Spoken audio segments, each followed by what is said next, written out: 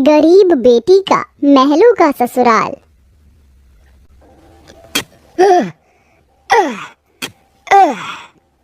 तपती धूप में वह गरीब किसान खेतों में फावड़ा चला रहा था। उसके माथे से तर तर पसीना बहे जा रहा था। तभी गंगा गमछा उठाकर पिता का पसीना पोंछती है। बाबा, आपके माथे से कितना पसीना बह रहा है, आप थक भी गए हैं, थोड़ी देर आराम कर लो, फावड़ा मुझे दो। गंगा को खेत में फावड़ा चलाते देख सेवक राम की आंख भर आती है। मेरी गरीब बेटी के जिन हाथों में मेहंदी लगनी थी, उन्हीं नाजुक हाथों से मेरी गंगा सख्त फावड़ा चला रही है। तू एक गरीब की बेटी को ही ऐसा भाग्य देकर क्यों भेजता है भगवान? एक गरीब के जीवन की सबसे बड़ी दुविधा बेटी को ब्याहना होता है। ये कहानी है ऐसे ही किसान सेवक राम की, जो बड़ा गरीब है। उसकी दो बेटी गंगा और अंजू हैं। यूँ तो सेवक राम ने गंगा के लिए कई रिश्ते ढूंढे, मगर भला एक गरीब की बेटी का हाथ कौन थामना चाहता है। किसी तरह से उनका जीवन कट रहा था। सेवक राम, उसकी बूढ़ी पत्नी जानकी और दोनों बेटी सारा दिन तपती धूप में खेत में काम करते रहे। शाम को खेत का मालिक ब्रज वहां आया। अरे ओ सेवक राम, सारा खेत जोत दिया? जी ब्रज बाबू, खेत भी जोत दिया और बीज भी बो दिया। ये ले, तेरे परिवार की आज की दिहाड़ी 250 रुपए। ये क्या मालिक, आप पैसे तो कम दे रहे हैं। पहले मेरी अकेले की दिहाड़ी आप मुझे 200 रुपए देते थे, फिर घटाकर 100 रुपए कर दिया और फिर सीधे 70 रुपए कर दिया, और उसमें भी पूरे पैसे नहीं दे रहे हैं। मैं, मेरी दोनों बेटी और पत्नी को मिलाकर हम कुल 4 जन आज खेत में दिन भर जर मर कर खटे हैं। अरे 30 रुपए ही तो कम है, उसमें क्या तू खरीद लेगा है? एक एक रुपया भी मेहनत से कमाना पड़ता है मालिक। फिर ब्रज बाकी के 30 रुपए भी सेवक राम को दे देता है, जिसके बाद वह अपनी मढ़ई में आ जाते हैं और गंगा सबको खाना बनाकर खिलाती है और एक फटे गुदरी पर पूरा परिवार जमीन पर लेट जाता है। मगर एक पिता होते हुए सेवक राम चिंता में सो भी नहीं पाता। वह रात भर आंसुओं से बिछौना भिगोता है। अजी, आप अभी तक जाग रहे हैं? जिसके घर में जवान बेटी ब्याहने को हो, वो कैसे सोए? जाने मेरी गरीब बेटी के भाग्य में क्या लिखा है। भगवान ने सभी के घर आंगन में भाग्य जाग रहे हैं, मगर मेरी मढ़ई के आंगन में मंडप कब बनेगा? अजी, तुम चिंता मत करो, भगवान ने कहीं न कहीं जोड़ी बनाई होगी। सेवक राम का यही दुख कम न था। अभी तो और भी कठिनाई आने को थी। अगले दिन जब चारों खेत में पहुंचे कि तभी। क्यों रे सेवक, कल तू 30 रुपए के लिए पाट पढ़ा रहा था, अब क्या करेगा? क्योंकि ये सारी की सारी जमीन तो पृथ्वीराज जी ने खरीद ली। तभी अंजू ने गंगा से कहा, दीदी, अब हम क्या खाएंगे? खेत बोकर ही तो थोड़े बहुत पैसे मिलते थे। सेवक राम अपने परिवार को लेकर लौट आया। वह दिन रात चिंता में गलने लगा। ऐसे घर कैसे चलेगा प्रभु? कैसे होगी गंगा की शादी? और शादी नहीं हुई तो लोग मेरी गंगा को जाने क्या क्या नाम देंगे, क्या क्या ठहराएंगे जान के। मैं काम ढूंढने जा रहा हूँ। बाबा, मैं भी आपके संग चलूंगी। दोनों काम ढूंढते एक बड़े से मिल में आए, जहाँ शिव नाम का एक नौजवान गरीब मजदूर भी काम कर रहा था। जहाँ मजदूर राशन की बोरी भरी मालगाड़ी खींच रहे। सेवक राम ने काम मांगा, दोनों को काम मिल गया। गंगा अपने पिता की बराबरी में काम करती। तपती धूप से अक्सर उसके पांव और हाथ में मालगाड़ी खींचने से छाले से पड़ जाते, तो वहीं घर आकर वह अपनी माँ का हाथ बटाती। आप ही अपनी चक्की पीसती, कड़ी धूप में सड़कों से गोबर बीन कर लाती, उपले बनाती। एक दिन मालगाड़ी खींचते वक्त शिव उसकी मदद करता है। काका, क्या मैं आप दोनों के साथ खाना खा सकता हूँ? बड़ी भूख लगी है और मैं खाना भी नहीं लाया। हाँ बेटा, आओ ना। ये कहते हुए गरीब गंगा अपने प्याज और रोटी में से उसे भी देती है और हिचक से भरकर कहती है, माफ कीजिएगा, आपको खिलाने के लिए हमारे पास कोई पूरी पकवान तो नहीं है, जो है यही खा लीजिए। शिव वह रूखा सूखा भी हंसकर खाने लगा।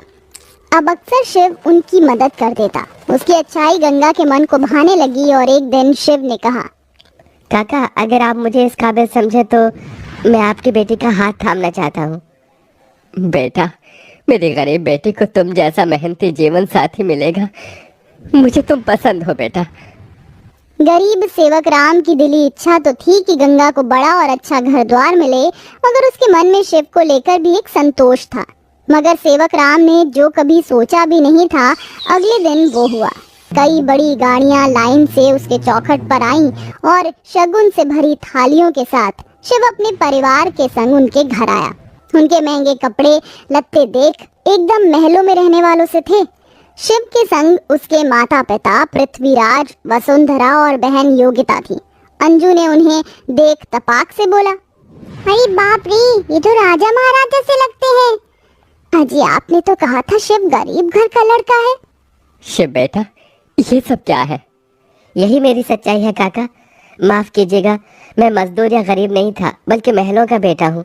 मगर मुझे एक ऐसा जीवन साथी की खोज थी जो मेरा धन दौलत देखकर मुझे न अपनाए। इसलिए मैं उसे ही ढूंढने के लिए ये जीवन जी रहा था। जिसने मुझे मेरी गरीबी के संग स्वीकारा वो गंगा थी। इसलिए मेरे महलों की दुल्हन गंगा होगी। गंगा बनोगी मेरे महलों की बहू और मेरे बेटे की दुल्हन? अपनी गरीब बेटी के लिए महलों से आया रिश्ता देखकर सेवक राम बड़ा रोया। भगवान, तूने मेरी फटी झोली में इतनी खुशियां डाल दी। मेरी बेटी महलों की दुल्हन बनेगी। हर बाप चाहता है कि वो अपनी बेटी का हाथ जिसके हाथ में दे वो उसे रानी बनाकर रखे। अब मेरी बेटी सचमुच में महलों की रानी बनेगी। समझे जी, मंगनी कर ले। मगर इतनी छोटी सी मढ़ई में सब कैसे होगा? ये तो टूटी फूटी है, आप लोगों के खड़े होने लायक भी नहीं है। मगर इस मढ़ई में आप जितने दिलदार लोग रहते हैं तो ये महलों से बढ़कर है। इसके बाद सेवक राम के छोटे से मढ़ई में उसकी गरीब बेटी की मंगनी होती है, जहां और थोड़े दिन के बाद बड़े ही धूमधाम के साथ गंगा की शादी होती है, जहां वह मंडप में मन ही मन कहती है, हे गौरी मैया, आपका धन्यवाद जो आपने मुझको मनचाहा वर दिया। इसके बाद गंगा विदा होकर अपने महलों के ससुराल में आ जाती है, जो दुल्हन के जैसा सजा हुआ होता है, जहां कई नौकर चाकर शाही अंदाज में उसके स्वागत में खड़े थे। तभी महंगे से लहंगे में ननद योगिता ने कहा, आइए भाभी, आपके महलों के ससुराल में आपका स्वागत है। जैसे ही योगिता गाड़ी से उतरती है, तभी नौकर चाकर थाली में फूल लिए खड़े उसके स्वागत में फूल बिछाए जाते हैं। जहां कल तक उसके पाँव को कांटों की चुभन मिली थी, आज वह महल की दुल्हन बनकर फूलों में बदल चुके थे। जहां महल के द्वार पर सास वसुंधरा ने स्वागत किया, आओ हमारे महलों की दुल्हन, तुम्हारा स्वागत है। इस सोने की कलश को अपने दाहिने पाँव से गिराकर अंदर आ जाओ। जी माँ। गंगा ने कलश गिराकर स्वागत किया। तभी ससुराल वालों ने उसे अनेकों तोहफे दिए। गंगा बहू, ये हार पिछले कई पुश्तों से हमारे महल में चला आ रहा है, अब तुम इसकी हकदार हो। भाभी, ये तोहफा मेरी तरफ से और ये तोहफा मेरी ओर से बहू। गीता दे रही हूँ, मैं जानती हूँ तुम इस महल का मान बढ़ाओगी। गंगा ने गीता को माथे से लगाया और फिर सास ससुर का आशीर्वाद लिया। माँ जी, बाबूजी, मुझे आशीर्वाद दीजिए ताकि मैं इस महल का मान निभा सकूं। सदा सुहागन रहो, जुग जुग जीती रहो। फिर गंगा विदाई में दिए अपनी गठरी को संग लिए शिव के साथ कमरे में आ गई, जहां आलीशान बड़ा कमरा, ऐशो मखमल का बिछौना और सब कुछ था, जिसे उस गरीब दुल्हन की आंखें देखती रह गईं। कैसा लग रहा है महलों के ससुराल में आकर?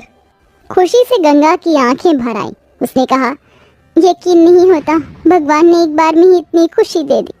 शिव, सब एक सपने जैसा लग रहा है। अब यही तुम्हारी दुनिया है। उस रोज जमीन पर सोने वाली गंगा मखमल के बिछौने पर सोई। अगले दिन वह नहा धोकर नीचे आई, जहाँ खाने की शाही मेज लगी थी और इर्द गिर्द नौकर खड़े थे। बहू बैठो, खाना खाओ।